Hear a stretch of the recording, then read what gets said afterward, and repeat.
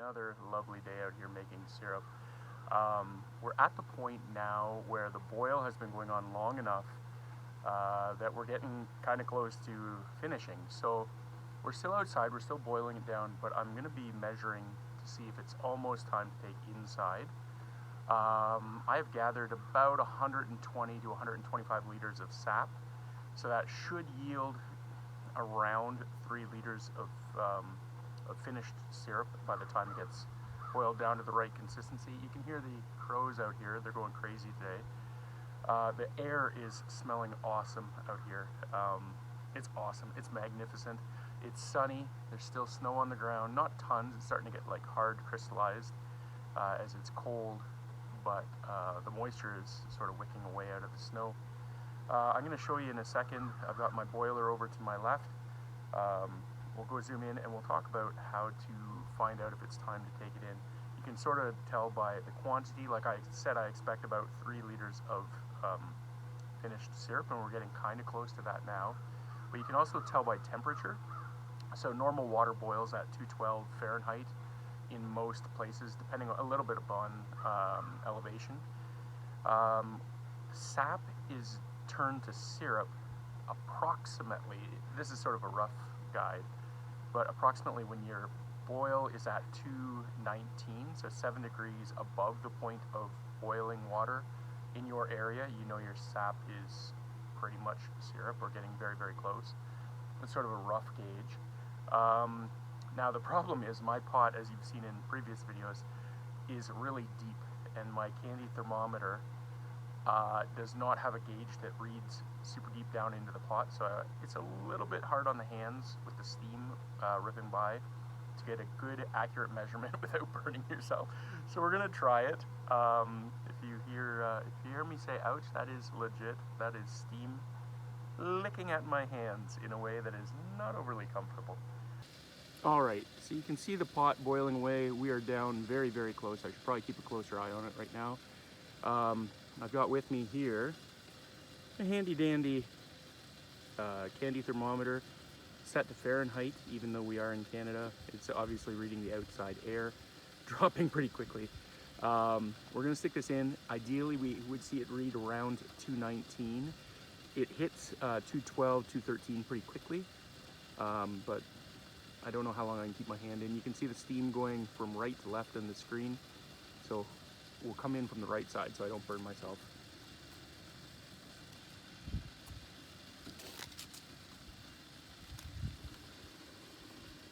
All right, what are we at here?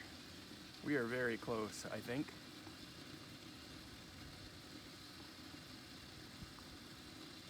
$154. It's gonna take a big jump here in a second. Ooh, this is getting warm on the fingers. May have to pull it out just for a sec, get some reprieve. 155, 195. Should climb up. There's 200. 206. 212, there we go, that's boiling point.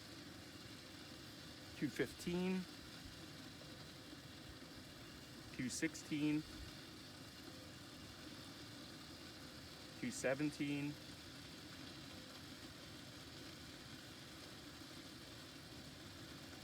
218. Okay, we're gonna cut it and bring it inside. I think that's time to bring it in. That's getting as close as I want to get on this big burner.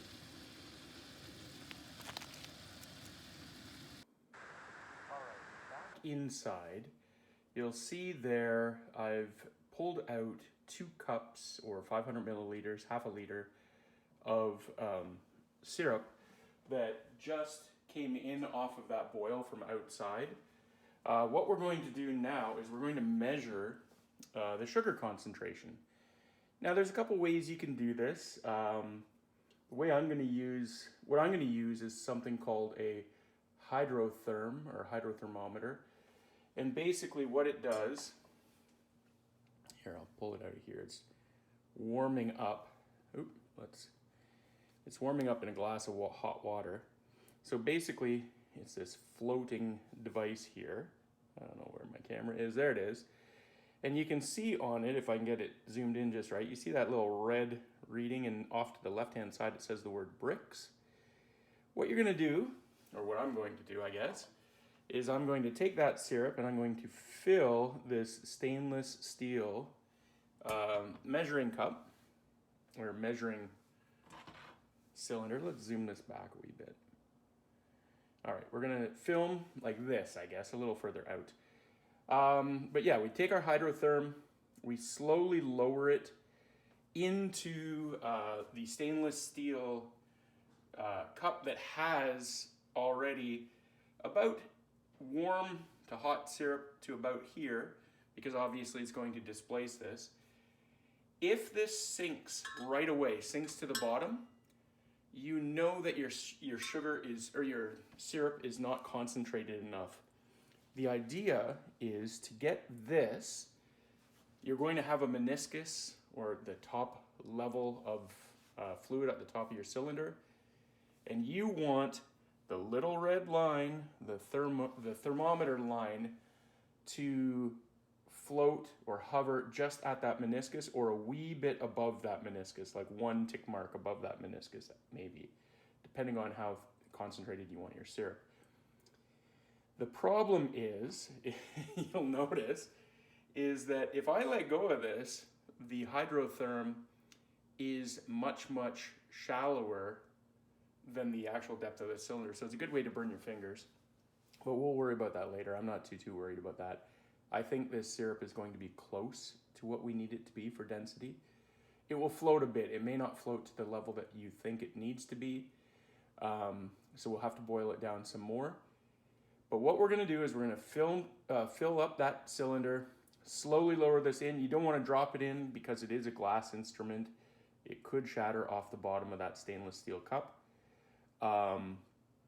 And ideally, we'd get that red line floating at the meniscus, so at the lowest point of that curve, as you know. And yeah, then we'll know it's done. Now, we know outside it read a temperature of 218 degrees Fahrenheit. Ideally, it would be around 219. So I don't think it's going to float as well as it ought to. And it's kind of interesting because literally, if I had that pot of whatever, 2.5 to 3 liters, 3.5 liters of syrup on the stove, and I measured and it wasn't thick enough or concentrated enough, and then I measured, let it boil another 3 to 5 minutes, I could measure again and it would be bang on. It happens that quickly. Boiling syrup in the finishing stages is a little bit tricky too, because it can boil over literally in a heartbeat. You turn your head for a second and it'll boil over. But there are some indicators too when you're getting close to done, other than temperature and other than density. You'll notice that the bubbles kind of change consistency in it. They get a little bit more sticky, I guess, for lack of a better word. My grandmother, when she used to make syrup, what she would do is she would dip a spoon in the hot syrup and let it run off the back. Like, she would examine the back of the syrup, or back of the spoon, sorry.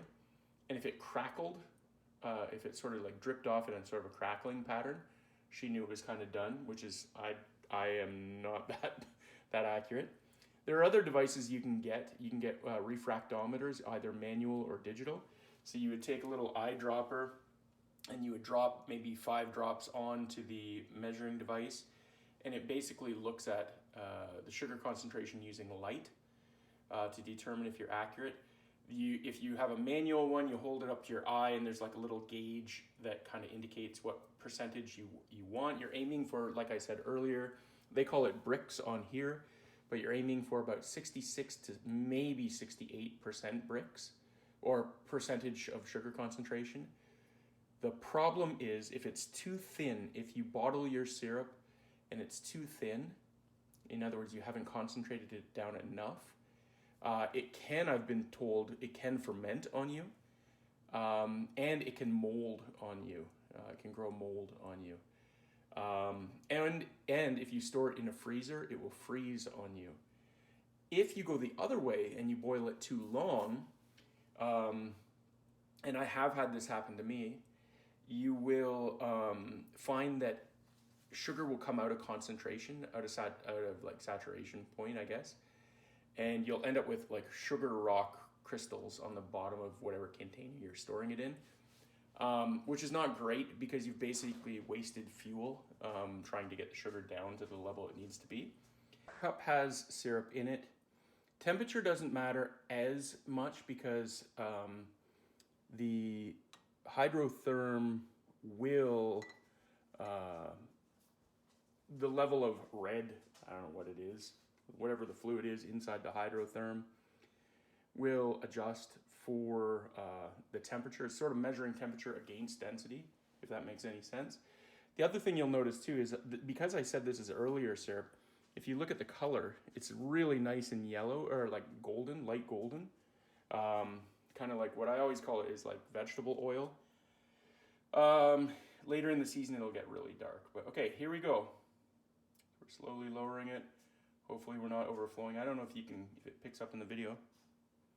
My dog is here, which is kind of annoying, but she's super cute, but she must smell the syrup. We're gonna hold this for a second.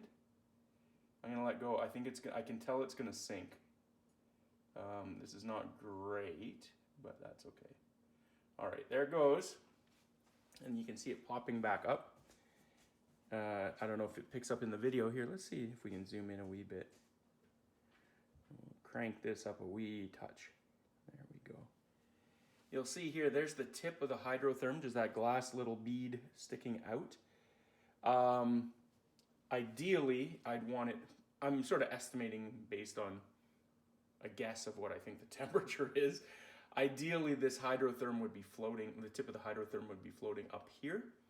So I do have a little bit of boiling left to go. I'll do that on the indoor stovetop here though, or cooktop here.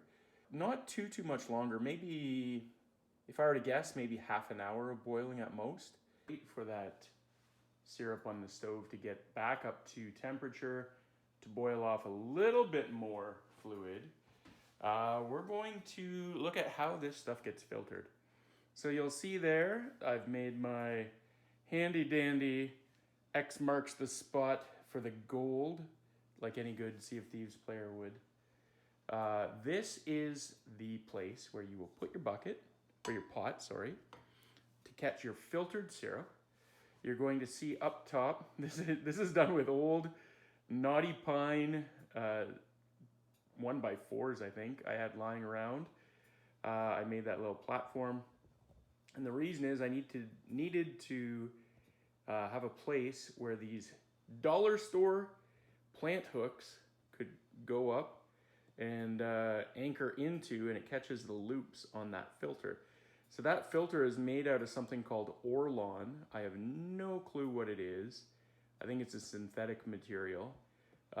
Back in the day, you know, if you were to look at people and how they made syrup, I don't know, 100 years ago, they would have a similar setup, but instead of using Orlon, which probably didn't exist, they would have used, I know my grandparents used like clean pillowcases or clean bed sheets, or that type of material, like a cottony type of filter. Eventually, a lot of people moved to wool, very similar to what I think you can still get wool filters that look very similar to this Orlon filter that I have. This filter filters out minerals that you don't really see. Well, actually, you kind of see them with your eye if you were to look at the syrup. It's almost like it kind of clouds the syrup. So if you want nice, clear, nice tasting syrup, you definitely want to filter it. But before it even goes through that, you have what's called pre-filters. So these pre-filters, I'll grab one of these. These pre-filters, let's see if I can get this on camera. They're almost like, if I were to describe them, it would almost be like a dryer sheet kind of material, or like, it's not that material, but it feels like that papery thin, I don't know what it's made of. You can sort of see through it here. I'll see if I can. They're like, they catch big particles, any little bits of bark, I don't know what else they would catch, like sort of coarse grade stuff that you don't really want to end up in your Orlon filter, because your Orlon filter is meant to catch much more fine particulate. And so you want to use your pre-filter inside your Orlon filter. And in fact, I often use 2, sometimes 3, to get most of the junk out before it even hits. Sometimes you can get some of the sediment out before it hits the Orlon filter, because the Orlon filter is a nightmare to clean because it does pick out such fine material. So what I usually do is I'll do it now actually. I have a couple of these things. They say that they're like 1 use only, sometimes 2 uses only. I often get more than that out of them. You can just wash them. Everything is washable in dish soap. And so you put them in your filter, inside your Orlon filter, push it down in, and then I use these ultra high tech wooden clothespins and just pin it to the side so that it leaves, it attaches basically the pre-filter to the Orlon filter. And there you go. You'll want to filter your syrup when it's hot. Hot syrup goes through infinitely faster than cold syrup does, and in fact cold syrup would probably just clog on your filter. So you want it to go through warm or very hot ideally. It takes some time. If you find that your syrup is cooling down too much, it gets really thick and viscous, or thick and gooey, I guess you'd say, and it won't flow through that very well. Now you'll notice this, like, I don't know if I can get in the frame, but this for me is sitting on my kitchen island, and it is like literally at eye height, which is not ideal. Ideally, this would be chopped down, but or a much. This is like the cheap Charlie way to do it. This is a very low budget way of filtering things. These filters, I forget how much I paid. I bought it a few years ago. They might be $15 to $20. The pre-filters you get in packs, I think of 6 or 10, and they might be another $15 to $20. Dollar store, so now it's probably $1.50 or $2. The wood was scrap. So I'm looking at maybe all in, maybe $40 to $50 worth of materials for filtration. The Orlon filter, you'll notice, is kind of pliable. This is not the case normally. When they're dry, they are rock hard, like to the point where you could hit them and it would click, like almost like a really a really dried out bagel. And so you moisten the filter, or I tend to moisten the filter first, and let as much of that moisture get out. You want it kind of like just barely damp. Because you don't want it obviously drawing water back into your syrup. You don't want it like dripping wet. But you want it pliable, you want it the liquid to be able to flow through. When the syrup is poured through this, it flows through incredibly fast at first, and then as it cools and as the filter starts to clog, it can be frustrating because it does clog, and you end up with like a pouch of liquid hot, burn your skin off maple syrup in here, but then there'll be sediment that you want to get out. So I have ways of like pouring it back and sort of refiltering it and filtering it and filtering it. You want to get your syrup nice and clear. I'll talk more about that, other ways that you can filter. In the olden days, my grandmother and grandfather, they would crack a raw egg into cold syrup that they thought was close to done, and they would reheat that on a wood stove and stir those eggs, actually several eggs in. They would stir them throughout the batter or throughout the syrup, and as that syrup heated up, it would cook the egg and it would draw out the impurities in the syrup. And my father would tell me stories. I never witnessed this. They were much older than me. But apparently, like when you pulled the egg out, it was just black and gross with just grit and grime. You chucked the egg, but you ended up with crystal clear purified syrup to get rid of any of that mineral and impurities. The problem is anyone with an egg allergy would not be able to eat that syrup, but that wasn't even a consideration, 80 years ago when they were making syrup that way. So 80 to 100 years ago or more. So it looks like, I'm just sort of looking over at the stove, it looks like the syrup is almost back up to a boil. We'll get going here in a second. But yeah, I just wanted to walk you through the steps in terms of what to expect for setting up a filter.